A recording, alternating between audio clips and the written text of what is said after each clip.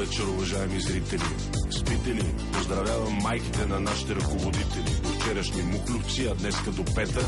Играят си на страшни и безкомпромисни ченгета и правят операции с позорни имена, октоподи, скариди и друга морска храна, а пред кабинетите ги чакат журналистките.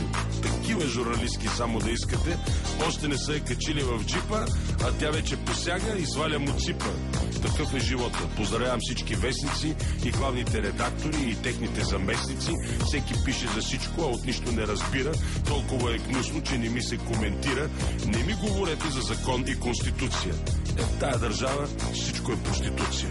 Ако ще живееш в лъжа, нема такава държава. ако ще търпиш и до кога, нема такава държава. няма смисъл от това и последната иллюзия умра. В тая страна на власт и глупостта. Добър вечер, уважаеми зрители. Спите ли?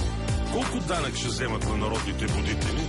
Двама-трима студенти уморено протестират. Няма шанс тук за тях. Най-добре да емигрират. Силиконов живот, силиконови цици, силиконови мечти и фалшиви политици.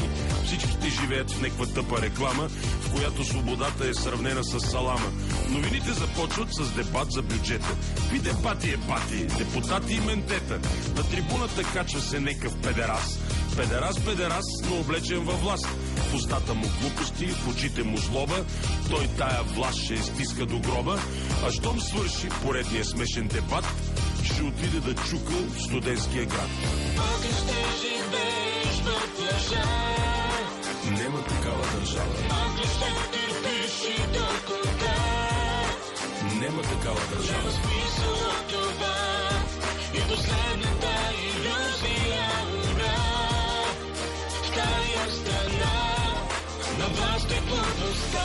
Добър вечер, уважаеми зрители. Спите ли? Или чакате да дойдат поредните спасители? Колко пъти се повтаря старата история, изхвърляме единия, прегръщаме втория. Някой знае ли как един милиционер внезапно събужда се милионер? И нали уж са нови, а пак са си същите, правят се на шефове, гледат мрачно, мръщат се и изведнъж става ясно, че са пълни с имоти. И изведнъж става ясно, че са пълни идиоти. И какво да ги правим сега тия кавали, щом така или иначе вече сме ги избрали? Не ви ли омръзна да ви лъжат на дребно? Не ви ли омръзна да живеете бедно?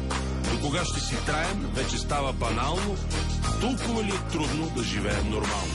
Ако ще живееш в лъжа, нема такава държава. ако ще търпиш и до кога, нема такава държава. няма смисъл от това и последната иллюзия умра. В тая страна на власт и глупостта. Абе, нема такава държава.